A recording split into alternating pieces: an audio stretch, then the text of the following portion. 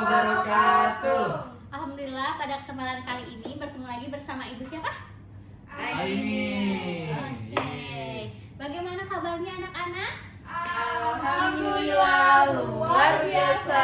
Allahu Akbar. Belum masuk ke dalam pembelajaran, Arsy hadir? Hadir, Bu. Hima sama? Hadir. Rizky? Hadir. Oke, hadir.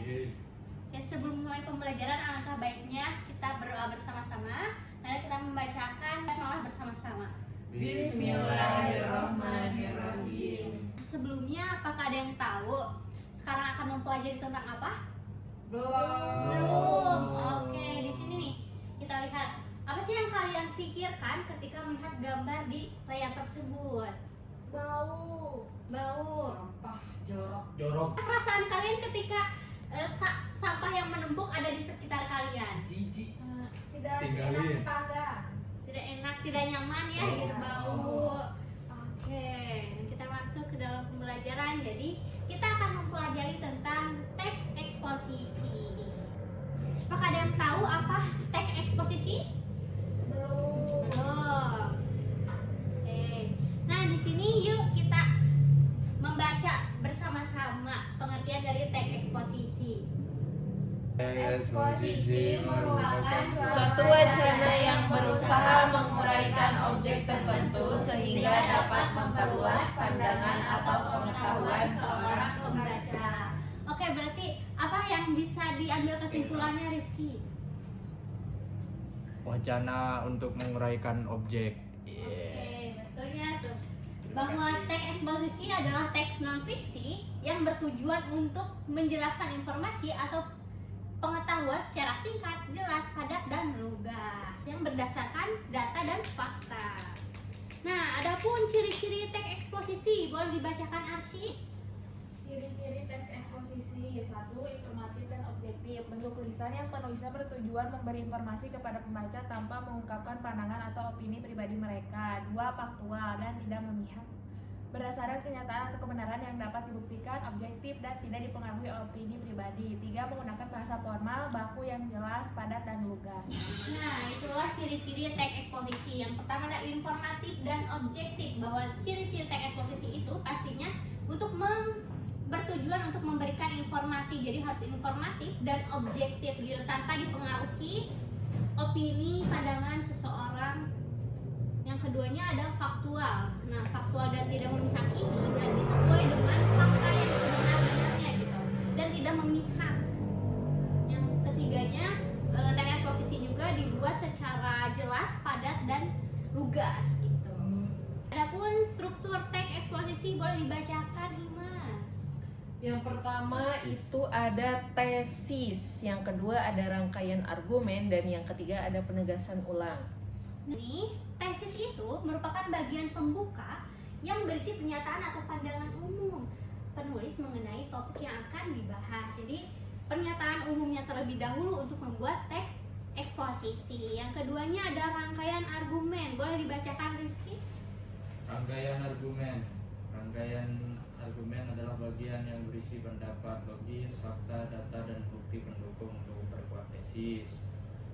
Oke, betul sekali. Jadi di rangkaian argumen ini, struktur kedua dari teks eksposisi yang berisi pendapat-pendapat, pendapat-pendapat logis, fakta, dan data sebagai bukti pendukung untuk memperkuat tadi pernyataan umum dari tesis. Nah, selanjutnya ada penegasan ulang. Nah, penegasan ulang ini bagian penutup. Tadi setelah adanya tesis, terus ada argumen, lalu adanya penegasan ulang yang berisi pernyataan kembali atau kesimpulan yang memperkuat tesis dan argumen yang telah disampaikan pada tesis dan argumennya. Rangkaian argumen. Nah, adapun contoh teks eksposisi bagian tesis boleh dibacakan Arsy. Contoh teks eksposisi bagian tesis. Indonesia saat ini menghadapi krisis sampah yang serius, sebuah masalah kompleks yang menuntut penanganan sistematis dari berbagai pihak. Peningkatan jumlah penduduk dan pola konsumsi masyarakat yang cenderung menggunakan produk sekali pakai telah meningkatkan volume sampah secara signifikan. Oke, cukup. Nah, bagian tesis ini tuh sudah langsung pernyataan umum bahwa di Indonesia sangat menghadapi krisis sampah yang cukup serius ya, teman-teman. Nah, adapun contoh teks eksposisi bagian rangkaian argumen. Yuk kita bersama-sama membacakan bagian rangkaian argumen. Permasalahan sampah di Indonesia didukung oleh berbagai fakta dan data yang tidak terbantahkan. Menurut data dari Badan Riset dan Inovasi Nasional atau BRIN, tahun lalu lebih dari 35% total sampah nasional atau sekitar 11 juta metrik non tidak terkelola dengan baik. Nah, adapun di paragraf 2, 3, 4-nya juga termasuk argumen-argumen yang memperkuat permasalahan umumnya. Nah, adapun contoh teks eksposisi bagian penegasan ulang. Nah, ini adalah bagian penegasan ulang dengan mempertimbangkan berbagai fakta dan bukti yang ada, jelas bahwa krisis sampah di Indonesia adalah persoalan yang mendesak dan memerlukan solusi komprehensif. Dan jadi dari pernyataan ulang tadi bahwa di Indonesia tuh benar loh adanya sampah, yang ada krisis sampah gitu ya. Yang keduanya ada argumen-argumen tentang wah sampah itu banyak sekali, dan di sini ada penegasan ulangnya. Oke, di sini ada jenis teks eksposisi. Nah, namun pada pertemuan kali ini kita tidak akan membahasnya. Jadi minggu depan kalian diwajibkan untuk mempelajari jenis teks eksposisi. Jadi nanti saat pertemuan minggu depan kita langsung ada tes. Seperti itu. Siap anak-anak? Siap. Oke. Nah, sekarang waktunya kita mengerjakan tugas. Di sini ada tugas individu. Anak-anak akan memasangkan istilah-istilah dari kanan ke pengertiannya. Siap anak-anak? Siap.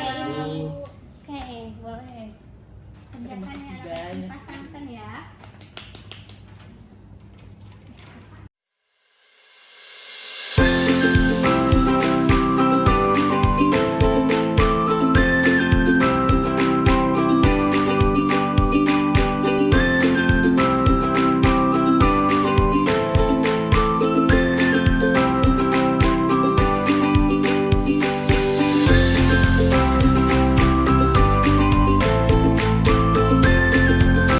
Bagaimana bisa mengerjakannya? Bingung ya? Coba yang pertama, teks eksposisi tadi pengertiannya apa nih?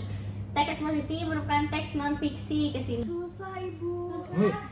Tidak belajar kamu. Nah, fakta-fakta yang berisi Oh, sesuai data faktual gitu. Cari Tidak belajar pengertiannya. kamu. Ini bu. Nah, berarti ke sini. Ini bagian yang berisi Oh, yang ini mana tesis. tuh? Oh, Nah, bukan. Oke, anak-anak, apakah sudah selesai mengerjakan tugasnya? Sudah. Sudah, Sudah. Oke, boleh Rizky maju ke depan untuk menjelaskan penugasan tadi. Beri tepuk tangan teman-teman.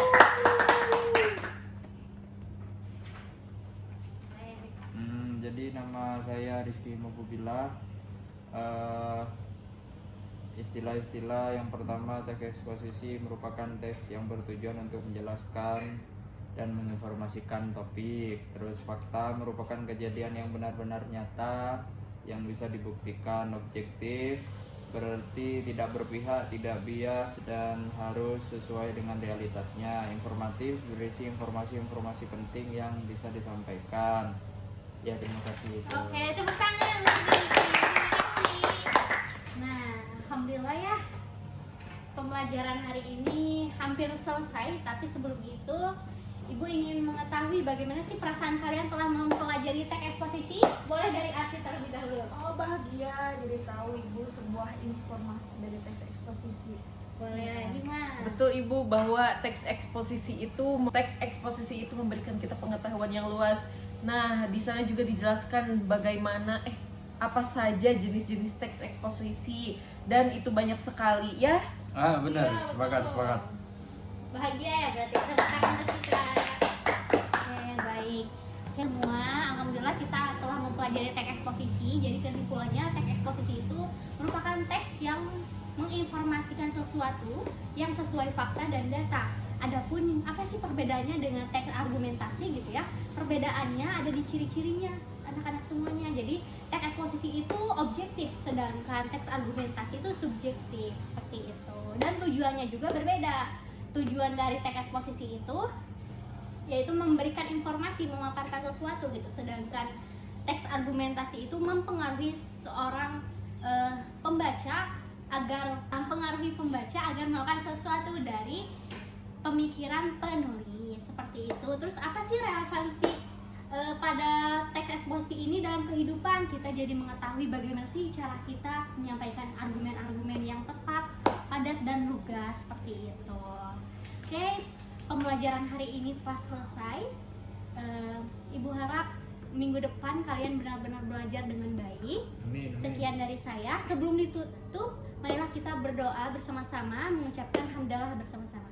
Alhamdulillahirabbil alamin. Sekian dari saya. Wassalamualaikum warahmatullahi wabarakatuh. Waalaikumsalam warahmatullahi wabarakatuh.